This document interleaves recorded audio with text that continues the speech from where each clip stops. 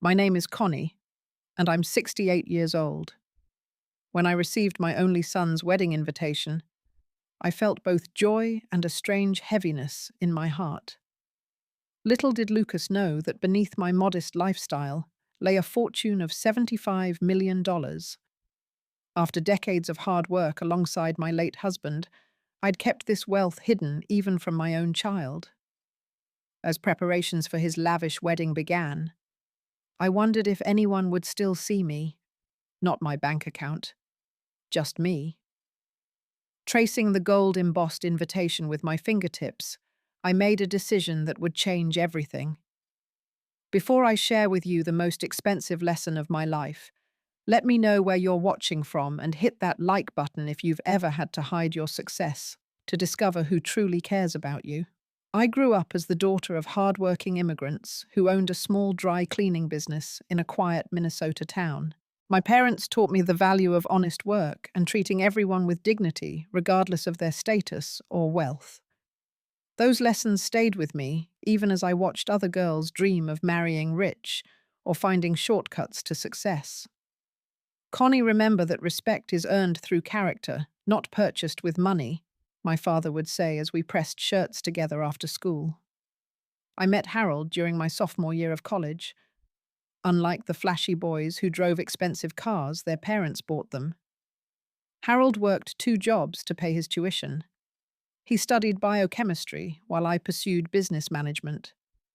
We shared dreams over coffee.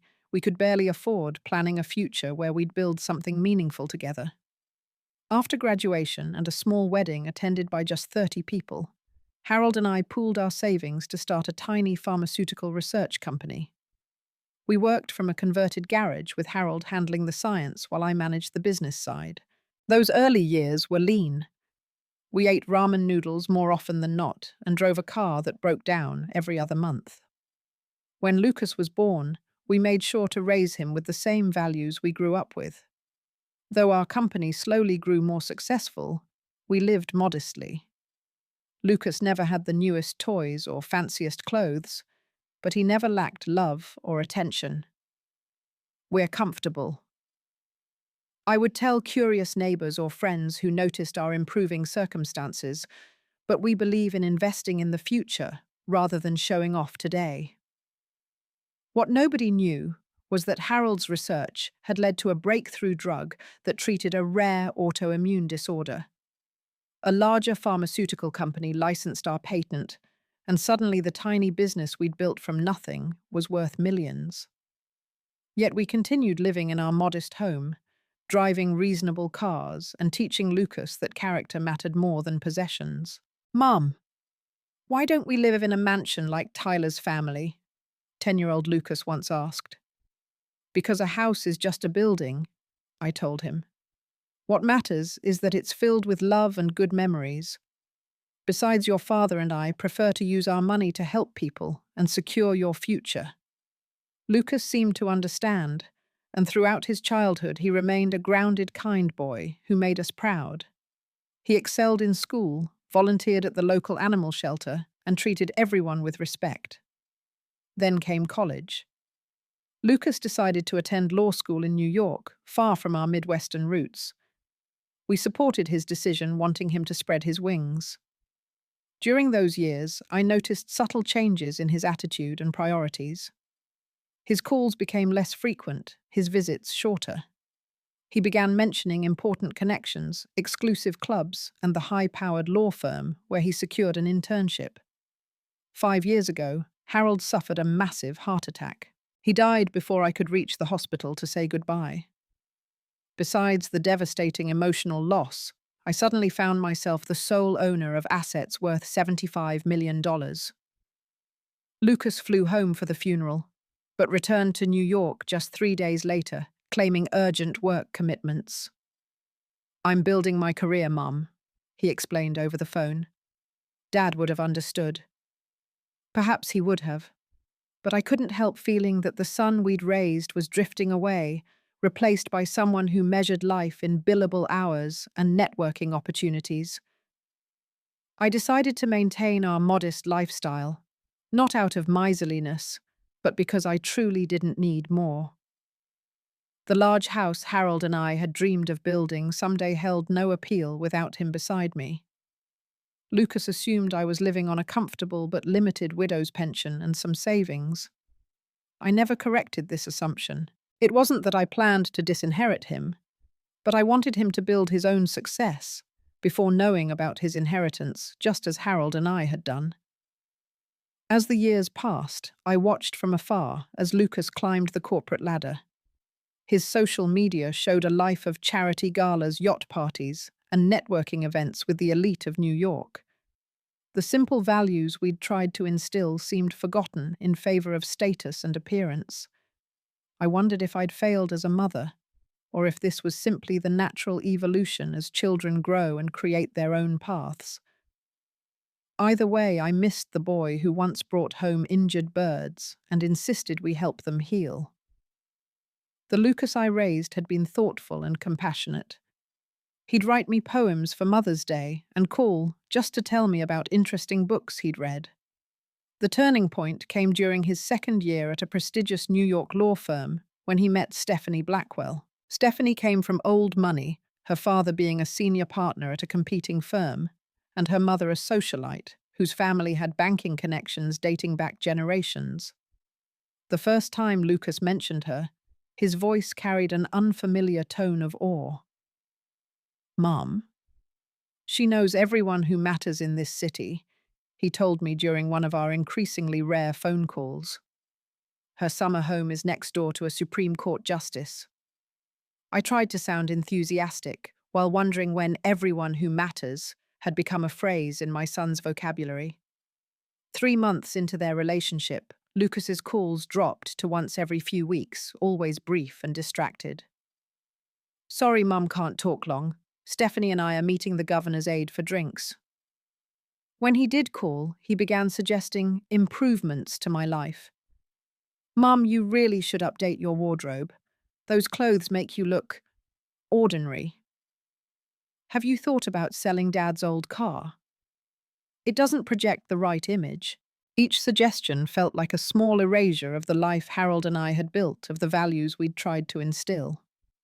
When Lucas announced their engagement after just 8 months of dating, I felt a complicated mix of happiness for my son and concern about the direction of his life. "We'd like a small wedding ceremony," Lucas initially said. "Nothing too extravagant." But within weeks, small became 500 guests. Intimate became a weekend-long event at the Ritz. Stephanie's influence was obvious, but Lucas seemed eager to comply with her vision, mentioning the important connections they'd make through the celebration. I flew to New York for their engagement party, my first time meeting Stephanie in person. She greeted me with air kisses and a quick assessing glance at my simple dress and sensible shoes. "Lucas mentioned you'd be traditional," she said with a smile that didn't reach her eyes. How quaint. Throughout the evening, I was positioned far from the main table, seated with elderly relatives who were clearly considered obligations rather than honored guests. Lucas stopped by briefly, already half intoxicated on champagne and status. "Mum, please try to mingle," he whispered urgently. "These connections could be good for you too." But the real awakening came when I overheard Stephanie talking to her mother in the ladies' room, unaware I was in one of the stalls. "The wedding planner asked about seating for Lucas's mum," Stephanie said with an exasperated sigh. "I told her to put her somewhere unobtrusive. We need those prime tables for Dad's business associates." "Darling, is she at least presentable?" her mother asked. "She's from the Midwest," Stephanie replied, as if that explained everything. "Lucas says we need to clean up her image before the wedding. No more discount store clothes or stories about that little dry cleaning business his grandparents ran." I stood frozen toilet paper in hand as they continued discussing me as if I were a problem to solve, rather than a person to welcome into their family. When I emerged after they'd left, I stared at my reflection in the gold-framed mirror, wondering when my existence had become an inconvenience to my own son. On the flight home, I cried for the first time since Harold's funeral.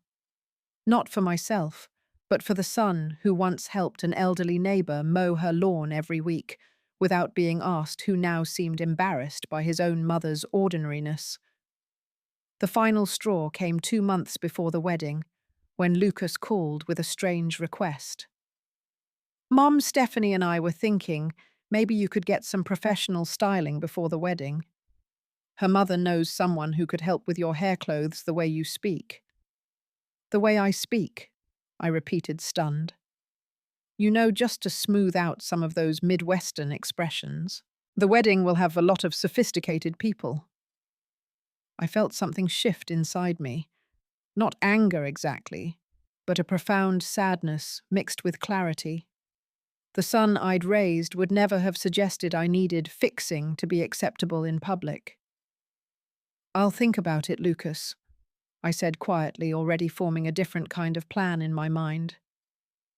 The wedding invitation arrived in a box rather than an envelope. Thick cream cardstock with gold leaf edging and custom calligraphy. It was a statement piece designed to impress. Tucked inside was a personal note from Lucas and Stephanie. Dear Mum. It began in my son's handwriting before switching to what was clearly Stephanie's more florid script. We're so excited to have you at our special day. To ensure everything goes perfectly, we've enclosed some helpful guidelines. Those guidelines included a recommended color palette for my attire. Muted tones that photograph well, but don't stand out. Suggestions for appropriate jewelry. Simple and elegant, nothing costume or homemade. And even recommendations for how I should style my hair. Professional blowout recommended. The final bullet point read, please refrain from bringing any family heirlooms or discussing the dry cleaning business during conversations with guests. I sat at my kitchen table, the same one where I'd helped Lucas with his homework, and where Harold and I had dreamed up our company, and felt an overwhelming wave of clarity. The fortune I'd been quietly managing since Harold's death suddenly had a new purpose. That evening I called Thomas Bennett, Harold's oldest friend and our family attorney. I need to make some changes to my will and financial arrangements, I told him, and I need your absolute discretion. Thomas arrived at my house the next morning, concerned by the urgency in my voice. Over coffee, I explained the situation and my plan. Connie, are you sure about this? He asked after I'd outlined my intentions. It's a drastic step. I'm not doing this out of spite, Thomas, I explained. I'm doing it because I need to know who sees me for who I am, not what I own. And Lucas needs to remember what truly matters. Thomas nodded slowly. Harold would agree with you, I think. He always worried about money changing Lucas. Over the next week, we restructured my assets, created a charitable foundation, and set up a series of tests that would determine the ultimate destination of the fortune Harold and I had built. Thomas also helped me find Sarah Jensen, a young law clerk from his firm, who would play a crucial role in my plan. As the wedding approached, I declined Stephanie's generous offer to have her personal shopper select my outfit. Instead, I visited a department store and purchased a simple navy blue dress that was perfectly respectable, but lacked the designer label Stephanie had hinted would be appropriate. Are you trying to embarrass Lucas? Stephanie asked bluntly during our final phone call before the wedding. Everyone else will be wearing couture.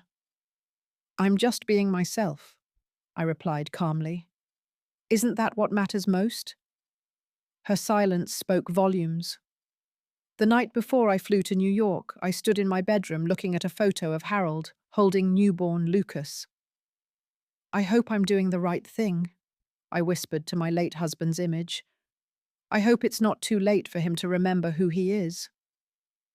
I packed the modest navy dress, comfortable shoes, and the pearl earrings Harold had given me on our 20th anniversary. No designer labels, no status symbols, nothing but the dignified appearance of a woman who valued substance over show. The stage was set for the most important test of my life. The Plaza Hotel glittered with ostentatious wealth as I walked through its iconic doors 3 days before the wedding. Chandeliers larger than my living room cast prismatic light across marble floors, while staff in crisp uniforms guided guests to their rooms. I approached the reception desk with my simple rolling suitcase, a stark contrast to the Louis Vuitton luggage being unloaded from other guests' luxury cars. "I'm Connie Wilson, mother of the groom," I said to the receptionist, a young man with perfectly coiffed hair. He glanced at my non-designer clothes and practical shoes, his smile faltering slightly. "One moment, please," he said, typing into his computer with manicured fingers. "I don't seem to have you in the system." After several uncomfortable minutes and a hushed phone call, he reluctantly issued my room key. "You've been placed in our standard accommodations," he explained with a hint of embarrassment. "The wedding party and primary guests are in the luxury suites." My standard accommodation was still more lavish than any hotel room I'd ever stayed in, but I later discovered that Stephanie's extended family and friends had been given suites twice the size with champagne welcome packages and personal butlers. At the rehearsal dinner that evening, I entered the private dining room to find most seats already taken. Lucas spotted me, but merely waved from across the room, where he sat sandwiched between Stephanie's parents and what appeared to be important business connections. "Mrs. Wilson," a staff member approached me. "We have a seat for you over here." He led me to a table near the kitchen doors, populated by elderly relatives and teenage cousins who clearly hadn't made the priority list. Throughout the dinner, Lucas visited my table exactly once, leaning down to whisper, "Mum, that brooch is a bit dated, don't you think? Maybe leave it in the room tomorrow." The brooch in question had been my mother's, a simple silver piece with no significant monetary value, but priceless in sentiment. I touched it gently and smiled at my son. "I'll consider it, Lucas." Stephanie's interactions with me were limited to performative introductions. "This is Lucas's mum," she would say to her friends, without mentioning my name, before quickly steering conversations toward topics that excluded me. During the post-dinner mingling, I overheard Albert Blackwell, Stephanie's father, speaking to another gentleman. "Lucas has done well for himself, considering his background," he said in a voice just loud enough for me to hear. "Thankfully, he takes after his father's side in looks and ambition. The mother's genes seem diluted." His companion laughed appreciatively, both men oblivious to my presence just feet away, or perhaps not oblivious at all. I stepped outside for fresh air, fighting back tears of hurt and disappointment. The terrace overlooked Central Park, its trees forming a dark canopy against the city lights. A young woman in hotel staff attire was collecting abandoned glasses on a tray. "Beautiful night, isn't it?" she said with a genuine smile, the first I'd received since arriving. "Yes, it is," I replied, grateful for the simple human acknowledgement. "I'm Sarah," she said, balancing her tray with practiced ease. "Just started working events here last month." Something about her forthright manner reminded me of myself at that age. We chatted briefly about the weather, the flowers decorating the terrace, ordinary thing that nonetheless felt refreshing after hours of status signaling inside. "Those are lovely pearls," Sarah commented about my earrings. "They look like they have a story behind them." "They do," I said, touching one earring gently. "My husband saved for a year to buy these for our anniversary." "That's real wealth," Sarah replied. "Not the price tag, but the love behind it." Our conversation was interrupted by Stephanie, who emerged onto the terrace with two friends in tow. "There you are," she said to me with forced brightness, "socializing with the staff. How democratic of you." Her friends tittered appreciatively. Sarah quietly excused herself, but not before giving me a small, sympathetic smile. "Lucas was looking for you," Stephanie continued. Though Lucas was clearly visible through the terrace doors, engrossed in conversation with her father's business associates. You should really come inside. Standing out here alone looks odd. As I followed her back inside, I heard one of her friends whisper, "Is that really his mother? She looks so ordinary." The wedding day itself brought more of the same. My hair and makeup artist arrived an hour later than scheduled, leaving me minimal time to prepare. My assigned seat at the ceremony was in the fifth row behind business associates and distant relatives. During the reception, I was seated at the furthest table from the bride and groom beside a great aunt with hearing difficulties and teenagers engrossed in their phones. When the time came for family photos, the photographer positioned me at the far edge of group shots, sometimes forgetting to include me entirely until Lucas made a perfunctory gesture of inclusion. "Just one with my mum," he said. During one setup, his tone suggesting he was fulfilling an obligation rather than celebrating a relationship. I smiled through it all, observing everything with increasing clarity. The Stephanie and Lucas show wasn't about love or family or commitment. It was about display connections and climbing another rung on a ladder that would never end. Throughout the evening, the only genuine interaction came again from Sarah, who was working the reception. When she served coffee at my isolated table, she included a small plate with an extra piece of wedding cake. "Thought you might enjoy a second slice," she whispered, with a conspiratorial wink. "The mother of the groom should have special privileges." That small kindness from a stranger amid the emotional desert of my own son's wedding brought tears to my eyes. The morning after the wedding, I received a text message from Lucas. "Stephanie's parents hosting brunch at 11, private dining room." No good morning, no thank you for coming, not even my name, just information delivered without warmth. When I arrived at the specified location, I found the brunch already in progress. Most seats were filled with the exception of a lone chair in the corner near a service station. Lucas glanced up when I entered, gave a distracted wave, then returned to his animated conversation with Stephanie's father.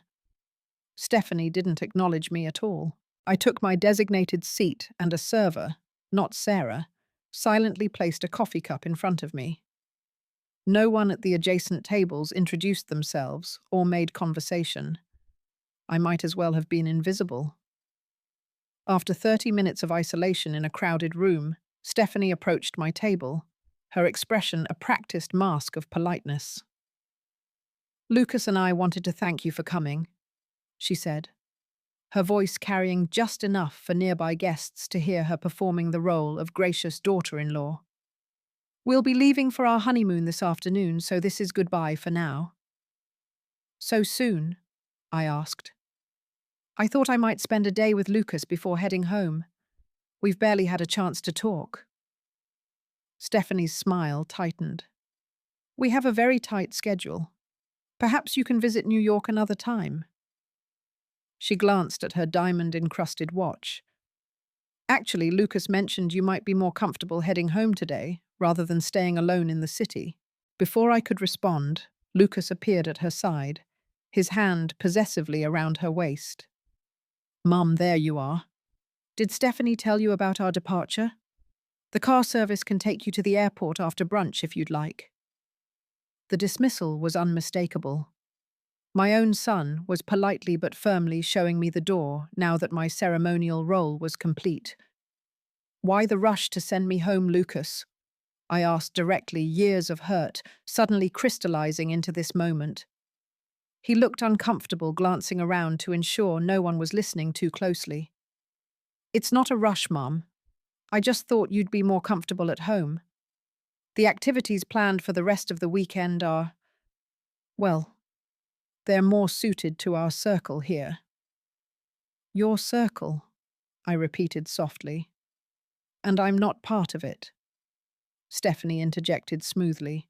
"What Lucas means is that we have business networking events scheduled, very boring industry stuff that wouldn't interest you."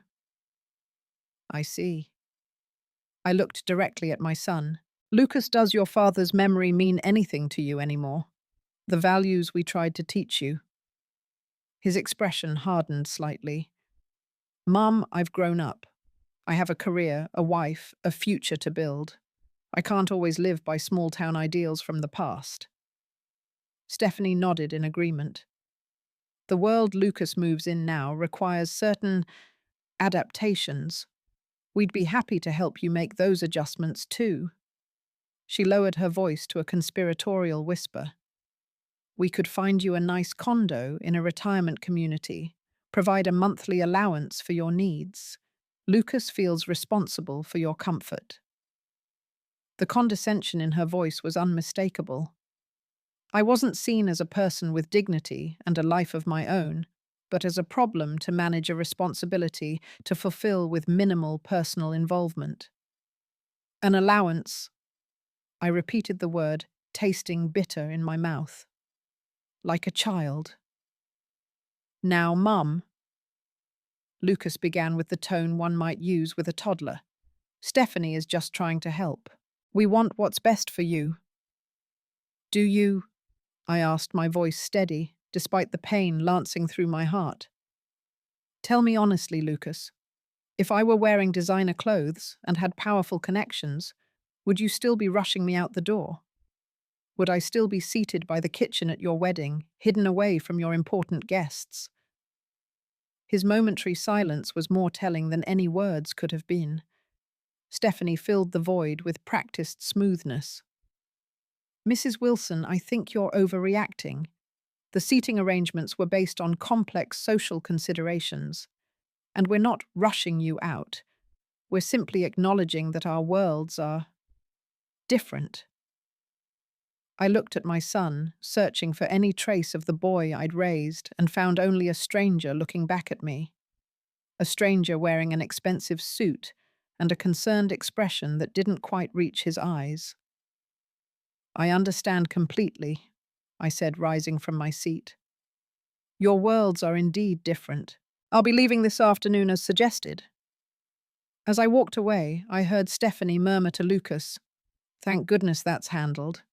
The investors would never have taken you seriously with her telling stories about your paper route." My heart broke all over again, but beneath the pain was a steely resolve. The test was complete and the results were conclusive. Now it was time for phase 2. 2 weeks after returning home from the wedding, I invited Lucas and Stephanie to visit me. The invitation came via a formal letter, not a text or email, requesting their presence for an important family discussion regarding the future. Lucas called the same day the letter would have arrived in New York. Mum, what's this about? If it's about what happened at the wedding, Stephanie and I were just trying to— It's not about apologies, Lucas, I interrupted. It's about decisions that need to be made. In person. Is everything okay? Are you ill? A note of genuine concern finally entered his voice, though I couldn't help wondering if it was concern for me or for any complications my health might cause him. I'm perfectly healthy, I assured him. This is about financial matters. I would prefer to discuss them face to face. The mention of finances changed his tone immediately. Of course, Mum. We'll be there. Should we book a hotel or— That won't be necessary for such a short visit, I replied. I expect this will take only an hour or two of your time. 3 days later, Lucas and Stephanie arrived at my modest home in a rented luxury car, both dressed as if for a business meeting. Stephanie's eyes darted around my living room, taking in the comfortable but unfashionable furniture, the family photos, the knitted throw blanket draped over my favorite reading chair. Can I get you anything coffee-tea? I offered. Just water for me, Stephanie replied. Filtered if you have it. Lucas at least had the grace to look embarrassed. Coffee would be great, Mum. Thanks. As I prepared the beverages in the kitchen, I heard Stephanie's hushed voice. Do you think she needs money? Is that what this is about? Lucas's reply was too quiet to hear, but his tone suggested he was considering the possibility. When I returned to the living room, they were both sitting stiffly on the edge of the couch, like visitors afraid of catching something from the furniture. "Thank you both for coming." I began taking my seat in Harold's old recliner. "I've been doing a lot of thinking since the wedding about family values and the future." Lucas leaned forward slightly. "Mum, if this is about money, Stephanie and I have discussed it, and we'd be happy to help with your expenses. We know Dad's pension probably doesn't cover much." The doorbell rang before I could respond. "Excuse me a moment," I said, rising to answer it. Sarah Jensen stood on my porch, dressed in a professional pantsuit, rather than the server's uniform they would recognize her in. "Mrs. Wilson," she said warmly, "right on time as requested." I invited her in, watching confusion bloom on Lucas and Stephanie's faces as they recognized the young woman who had served them drinks at their wedding. "Lucas, Stephanie, you may remember Sarah from your wedding reception," I said. "What you don't know is that Sarah is actually a law clerk at Bennett and Associates, my attorney's firm. She was working undercover at your wedding at my request." "Undercover?" Lucas repeated, looking between Sarah and me with growing bewilderment. "Mum, what's going on?" I motioned for Sarah to take a seat. Before I explain further, I should correct some misconceptions. "Lucas, I don't live on your father's pension. In fact, there is no pension." Stephanie's perfectly manicured brows drew together. "I don't understand. When your father died—" I continued looking directly at my son. "He left me full control of all our assets, including the pharmaceutical company we built together. The company that was sold 3 years ago for $75 million. The shock on their faces would have been comical under different circumstances. Stephanie's jaw literally dropped while Lucas turned pale. $75 million, he whispered. "But you never said? The house, your car, everything is so normal," I suggested. "Yes, because that's who I am, Lucas. That's who we raised you to be. Your father and I never believed our worth as people was tied to our net worth as individuals." Sarah opened her briefcase and removed a manila folder. "Mrs. Wilson asked me to document certain interactions during the wedding weekend," she explained professionally. "I also have records of text messages, seating arrangements, and overheard conversations that Mrs. Wilson found concerning." "You spied on us!" Stephanie's voice rose indignantly. That's invasive." "No more invasive than being told my clothes, speech, and existence were embarrassing to my son," I replied calmly. "No more invasive than being seated by the kitchen doors and rushed out of town before I could tarnish your image with important contacts." Lucas had the decency to look ashamed, but Stephanie's expression had transformed entirely. She leaned forward, her tone suddenly warm and engaging. "Connie, there's clearly been a terrible misunderstanding. We absolutely adore you. The seating was an unfortunate oversight by the wedding planner, and we were only suggesting you return home early because we worried about you being alone in the city." The abrupt shift in her demeanor was breathtaking in its transparency. Lucas, too, seemed to be recalculating every interaction but based on this new financial information. "Mum!" He began, his voice thick with what sounded like manufactured emotion. "I had no idea about the money. Why didn't you tell me?" "Would it have changed how you treated me?" I asked simply. His silence was answer enough. Sarah removed several more documents from her briefcase. "Mrs. Wilson has made some significant decisions regarding her estate. As of yesterday, $70 million has been transferred to the newly established Harold Wilson Foundation, dedicated to supporting first-generation entrepreneurs and providing educational opportunities for underprivileged youth." Lucas's face fell. "All of it?" "Not quite," I said. $5 million remains to be distributed according to a specific set of criteria based on demonstrated respect, kindness, and adherence to the values your father and I tried to instill." Stephanie's smile became fixed. Well, as Lucas's wife, I'm sure we'll work together to honor those values, and the distributions have already been determined, Sarah interrupted gently, based on Mrs. Wilson's observations over the past year, culminating with the wedding weekend. I took over from there. Lucas, not once during my visit did you ask about my life, my happiness, or my well-being. Not once did you defend me when I was belittled or excluded. You were embarrassed by my existence rather than proud of the mother who helped give you life and raise you. Mum, that's not fair, he protested weakly. I was busy with the wedding and Sarah. I continued. A complete stranger until that weekend showed me more kindness and respect than my own son. She asked about my earrings. She brought me extra cake. She saw me as a person worthy of basic human dignity. Sarah looked down modestly. So here's how things stand, I concluded. Sarah will receive $1 million for her education and future endeavors. $1 million will go to our former neighbors, the Johnsons, who check on me weekly and invite me to dinner every Sunday. Another $1 million to my friend Margaret, who calls me daily just to chat. The remaining $2 million will be held in trust. And me? Lucas asked, his voice small. The trust is for you, Lucas, but with conditions.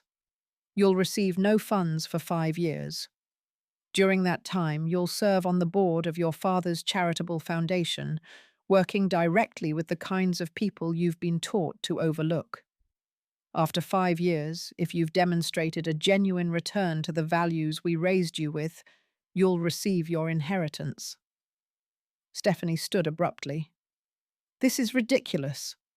You can't punish Lucas for marrying into a successful family and making important connections. I'm not punishing anyone, I said calmly. I'm ensuring Harold's legacy goes to people who embody what he valued most: kindness, integrity, and genuine respect for all people regardless of their status. We'll contest this, she threatened, her true colors fully revealed now. No judge will uphold this manipulation. Sarah spoke up, her voice professional but firm. Actually, Mrs. Blackwell, the terms are legally sound. Mrs. Wilson has been working with our senior partners for months to ensure everything is properly structured. Contest if you wish, but the public nature of such proceedings might not align with the image you're so carefully cultivating. Lucas hadn't moved, his eyes fixed on the carpet. When he finally looked up, I saw something I hadn't seen in years: genuine emotion breaking through the polished exterior. Mum, he said quietly, I've been awful, haven't I? The simple acknowledgement, devoid of excuses or manipulations, was the first step on what would be a long road back to the son I remembered. Yes, I answered honestly, but not irredeemably so. 6 months after that difficult meeting in my living room, much had changed. The Harold Wilson Foundation had launched with considerable media attention, funding 20 scholarships and 10 small business grants in its first quarter. I had moved to a slightly larger home, not ostentatious, but more comfortable, and filled it with new friends and rediscovered purpose. Sarah had become not just my legal advisor, but a dear friend visiting often for tea and conversation. She reminded me of myself at that age, practical kind and unimpressed by superficial status markers. With my encouragement, she was pursuing her dream of environmental law while helping manage the foundation. Lucas and Stephanie's marriage had not survived the revelation. When it became clear that instant wealth wasn't forthcoming, Stephanie had filed for divorce, citing irreconcilable differences. The society pages that had celebrated their union now whispered about her quick rebound with the son of a tech billionaire. Lucas had moved back to our hometown, renting a small apartment downtown, and beginning the humbling process of reconnecting with his roots. Initially, I suspected his return was strategic, an attempt to fulfill the conditions of the trust. But as weeks became months, I saw genuine changes in his behavior. He took a position at a local legal aid clinic, helping people who couldn't afford representation. He began volunteering at the same animal shelter he'd loved as a child. Most significantly, he started showing up at my door regularly, not to discuss money or his inheritance, but simply to share a meal or help with yard work. "I found Dad's old records in the garage," he said one evening as we sat on my porch. "Remember how he used to play that awful jazz while making Sunday breakfast?" I smiled at the memory. He claimed the dissonance stimulated creative thinking. "I miss him," Lucas said simply. "And I'm sorry I forgot everything he taught me. Everything you both taught me." "Why do you think it happened?" I asked, genuinely curious about his perspective, now that the walls of pretense had fallen. He considered the question carefully. "In law school, everyone was obsessed with prestige, the right clerkships, the right firms, the right connections. Success wasn't measured by helping people or finding fulfillment, but by salary and status. Then I met Stephanie, and her world was even more extreme.